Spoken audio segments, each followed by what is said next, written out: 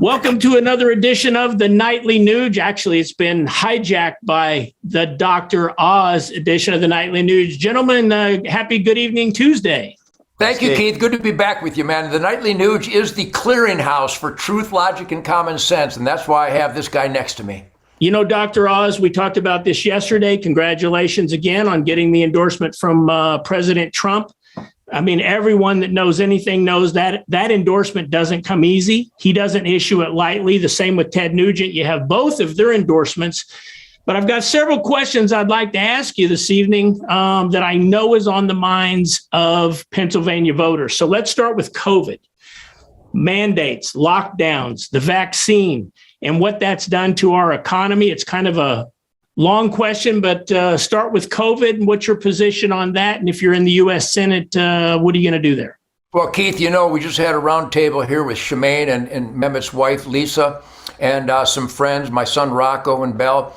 And it was like a homespun gathering, getting to know each other, even though we've already had conversations prior to being invited here. And this is sacred turf. This is our private home. And the reason Dr. Oz is here is because I've learned to trust him. And nothing is more important than trust. And now that we're coming out, even though the Faucis of the world would like to keep us strangled by these restrictions, and how dare a man think he can mandate anything to a free man.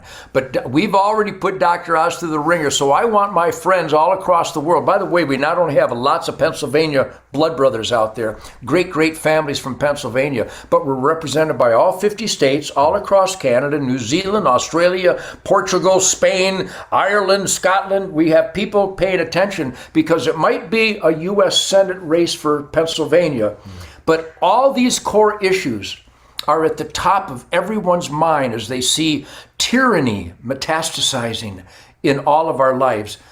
The point that Keith is bringing up is probably in the top 1% of concerns. The COVID nightmare we've been putting up with. You're a doctor. I've relied on the frontline doctors, and I consider you, maybe that's not a category that you have actually embraced, but I consider you on the front line of health concerns. I bet everybody would like to know, what does Dr. Oz see happening with the onslaught in 2019, we first saw it, of this weaponized Wuhan virus and the restrictions and the control factor that have really ruined a lot of lives. Well, most importantly, as a doctor, look at the results. The mandates didn't work. Yep. They just didn't work. And this gets looked at differently now because 2 years later, there's a little less arguments about following the science and an acknowledgement that actually the Democrats in particular were following the political science. And I'll give you one concrete example. Look at the red states and how they fared, and look at the blue states. The state that did the worst in the country was actually New Jersey. And then New York City, rather New York State. And you can look at all the New England states, California, those states did not do well. The states that did the best were states like Florida, which had an older population. So what differentiates them? And this is really important. Washington got COVID wrong because they tried a top-down, authoritarian, overreaching, never works. Bureaucrat, never works. One size fits all. Now, as a doctor, if I said, okay, I got a blood pressure medication, right, used correctly, might be beneficial. If I give it to every single American, no matter what their age, I think we'd all agree that's not a very sensible thing to do. Well, see, I'm just a guitar player, but I recognize the faultiness of that policy from the beginning. It's an ideological mindset. And once that became the idea, then the answer to every problem was the same: vaccinate. So new strain comes, vaccinate children. Another strain comes, boost the children. Well, hold a second. How is that helping anyway? Even if you were a diehard vaccine advocate, it should be used by people who are at risk first, maybe trickling down. But I don't want children getting vaccinated because I don't think the data is supportive of making them safer. And when we're not honest about that, it creates issues. When we force people to wear masks, and kids in particular were a problem because I got assaulted early on because I kept thinking, you know, the Europeans, their schools are open, right? Folks all over the world, except in America, seem to be managing this without closing their schools. Don't they love their children as much as we do? Why are we closing our schools? And then I realized much of it was driven by teachers' unions. And we were closing schools because the optics were good, but the reality wasn't. When you close a school, you hurt children, especially underprivileged children who don't have the luxury of a private school that has different rules. Instead, you take these poor children, you put a mask on their face, they don't socialize, they can't hear the teacher talk, right? They don't learn. We have developmental delays that are rampant now. They develop an anxiety because they're continually reminded that there's this deadly, invisible thing out there that might murder them. They don't read because 5% of kids have glasses, they get fogged up. The masks don't work because they get wet. When you wear mask as a child, you don't keep it on all day long. It slides off, and the parents aren't even wearing masks. And yet we did that to our children. What society, Ted, uses its kids as a shield to protect itself? No, the kids should be behind us. We should be in the front line protecting them. We did the exact opposite. And now more and more we're seeing that no one was willing to honorably and honestly look at the risks to kids. I can take that same story and expand it through treatments that we ignored. They actually sabotaged treatments that would have saved American lives. And I won't even get into the controversial ones. Let's just talk about today's Merck drug that got approved. It's called molnupiravir. This drug existed years before COVID started. Well, why are we only now finally getting it in the drugstores? Because they were unwilling to study it. Literally, the companies had to go around the US government because every answer was vaccinate, vaccinate, vaccinate. And that was a horrible error, but it doesn't stop with COVID. The question with COVID raises a much bigger issue. Was this happening in other areas? Was it happening with energy policy? Was it happening in education in general, right? Yes. And we're seeing, oh my goodness, everywhere we look, we see the same reality, which was, if you mix politics and medicine, what do you get? Politics. You mix politics and science, you get the Green New Deal, right? It doesn't work. It's impossible. We'll talk about energy later in the week. But I can go on and on and on and remind people, as a doctor, as a scientist, I don't have to get emotional about this. Factually, it was evident that COVID management was wrong. But here's the part that drives me crazy.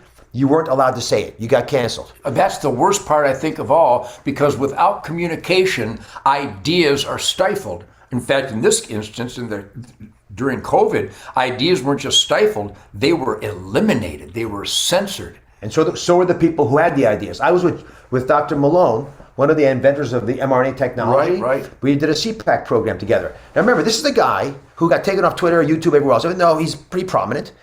And then he went on the Joe Rogan show, and then Joe got his show attacked just for hosting. So let's say that I'm saying things that don't make sense. I'm sitting next to Ted Nugent. Attack me, fine, but why would you go after Ted Nugent? Your job is to bring people on your show that you might not agree with. Right. Actually, that's what Americans do. Which is what you did on the Dr. Oz show. A lot of the criticism, just to clear this up, I want you all to challenge you all. Find me saying something, actually saying something that makes you concerned about who I am. What you'll find out is I'm asking a question and then you don't hear the answer. Or you'll see the promo of the show and you won't see what it's about. Or you'll read something that is an accusation, but there's never clips of me saying, I believe these things that are not rational. And that's, to me, after all the shows I've done like you, most of my adult life, listen, go look at my Wikipedia page. It's a dumpster fire. There's a lot of stuff that you can complain about me, but those aren't some of the ones that you can't complain about my pro-life stance. You cannot complain about my pro-Second Amendment stance. You definitely can't get me on issues around transgender because I've been at the forefront of this topic. I care about people. I adore the folks who are struggling and trying to find a better way. I want to empower people. I did that on my show. I'm going to do it as a senator from Pennsylvania. And when you do that, you're going to ruffle some feathers and you make some enemies. And I'm just fine with that. You raised a lot of topics that we're going to get to later in the week too, Doctor. But before we close today, there's such a tie between what's going on in the economy and just coming out of the COVID lockdowns. I want to get a couple thoughts with you on the economy. Obviously, up in Pennsylvania, energy is a big ticket item up there. We're dealing with inflation. And of course, you raised the Green New Deal. So I'd like you to comment for the listeners up there where you stand on the issue of energy independence and using our own American energy sources. And how that conflicts with the Green New Deal. What would you say to the Pennsylvania voters on those topics? Well, this is a great opportunity. And Keith, those are key issues. Everybody's interested in that kind of stuff. And we're going to expose you here on the Nightly Nuge. But what Dr. Oz is mentioning here is what we've talked about, Keith, so many times, that because the left, because big tech, the media, Hollywood, government, the reason they can't debate Ted Nugent is because all of their allegations are lies. They haven't zeroed in on any truth. So here on the Nightly Nuge, those key Pennsylvania concerns you can hear them right from the mouth of Dr. Oz, because I promise you, I have seen the attacks and the allegations, and they're basically across the board lies. So my friends who were concerned, I can't believe you endorsed Dr. Oz.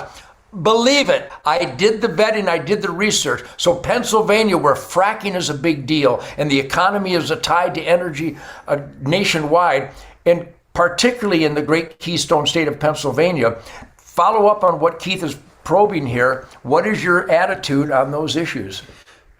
Rick Perry, mutual friend of ours. Dear friend. Governor of Texas for 14 years, Energy Secretary under President Trump, knows a bit about this. Endorsed me and came up last week to Pittsburgh to host an energy summit with me. Joining him, Harold Hamm, a dear friend, the father of American energy renaissance. He invented the lateral drilling that we use to fracking to pull gas and oil out. And then Toby Rice, who's the biggest natural gas producer in Pennsylvania. All came together, massive town hall. Here's the reason we did it. For too long, we've let the left control this narrative. And I'm going to explain why they don't want energy coming out of the ground in a second, because that's actually the most important insight. But the facts are clear. It's not just energy, which President Trump gave us, it's energy dominance.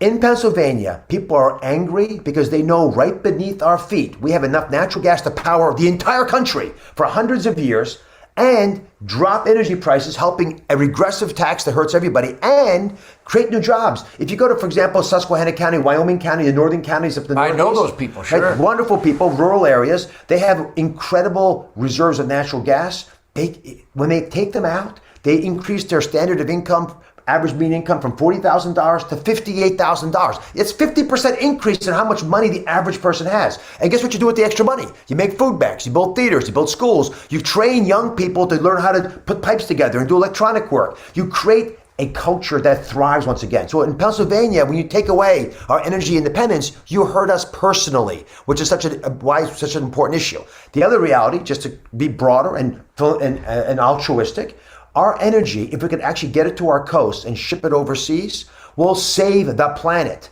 If you take natural gas from Pennsylvania and you'll replace foreign dirty sources, it's the equivalent. Listen carefully, all the Democrats. I'm sure a lot of Democrats listening here. Yeah. Listen carefully. You guys, everyone out there, seriously, these are facts you can use at a cocktail party to really win these culture wars. If you take American natural gas, it's the equivalent of replacing every single gas vehicle, basically electrifying the whole fleet, and putting a solar panel on every roof of every house in America, and add to that, doubling all wind energy. If you could do that, which you can't, that's how powerful this would be for us in the world. So when you say you can't, it's because of the restrictions from the new Green Deal people. And why do they have it? And this is the part that's going to catch you. I want to hear your thoughts on this. You can write a song about this. Here's why I think they don't want energy coming out of the ground.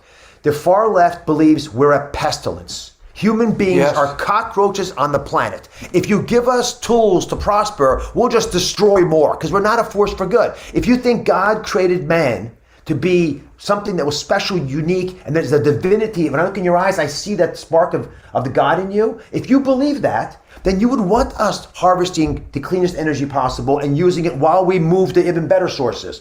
But if you think we're bad, evil, toxic creatures that should not be on the planet, you're going to block every effort. And that's what happened. We can't, from Pennsylvania, ship our natural gas to New England. So guess what happens? You go to New England, where do they get their gas from? They import it from South America, or they take Russian oil. Or now all of a sudden Biden tells us he's going to negotiate with the Iranians to get their toxic oil. And that's going to put our allies in Israel at risk, right? Because there's, the Iranians basically said they're going to blow up the Israelis, right? And I'm thinking, what kind of ally are we? Why would I hurt my friends because I don't want to open up our national reservoirs of energy? And who owns the federal reserves of energy? We the people. Exactly. So it's ours. Give it to us. It's not yours. The first thing Biden did when he went into office that first week was to ban all of our drilling and licensing of federal lands. What are you talking about? And why now, with all those poor Ukrainians fighting for their lives, would you at least not start the process by opening up? Now, if you're knowledgeable in this area and you're in Pennsylvania, you're darn right angry. You're hurting children, you're hurting their parents, you're hurting the industry, you're not allowing us to help the rest of the country, and you're hurting the world. What good is that? See, this is the kind of representative that we need, especially in Pennsylvania. There's two key points here. Number one, energy independence is pretty good. If you were a pretty good bass player, you couldn't be in my band. You got to be the best. So no more talk about energy independence. We want to use the D word, energy dominance. And we've got the resources. And Oz, I got to tell you, I can call you Oz, right? Please. Growing up in Detroit, the Industrial Revolution was running amok. I was born right after World War II, so industry was just going wild. Rightly so. Experimentation, adventure, technology advancements, unprecedented. But there were some problems due to that because we weren't aware of pollution so much, and there was a lot of misbehavior, shall we say.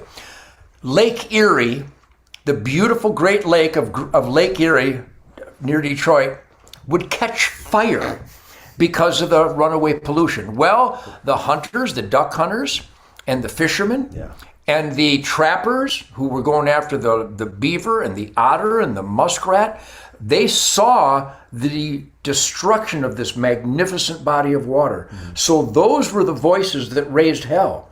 Well, that was then, and because we the people spoke up, now Lake Erie is the #1 smallmouth bass and walleye fishery on planet Earth. You've never invited me to come fish with you. Well, I'm ready. Awkward. I'm your fillet daddy. My point is, I hope everyone is listening closely to Dr. Oz.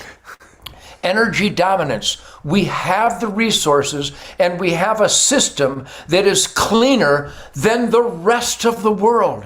We cause less environmental damage. In fact, in many instances, there's environmental benefits, and it's a resource that should be used with respect. It's called conservation. Conservation isn't the elimination of use. Conservation is the responsible, wise use of natural resources. So Pennsylvania and America, I hope you're taking notes. I vetted Dr. Oz before I gave him my endorsement. And like the great Donald Trump, and I do believe he's a great man because every one of his policies was beneficial to the quality of life in the United States of America, from the then energy independence, which was turned into energy dominance, secure borders, the lowest unemployment, renegotiating global contracts so that the rest of NATO paid their own way and that we didn't have to pay for the Bangladesh and the Pakistan and India pollution in the Paris Accord. Right. So if we really pay attention, and that's what an experiment in self-government demands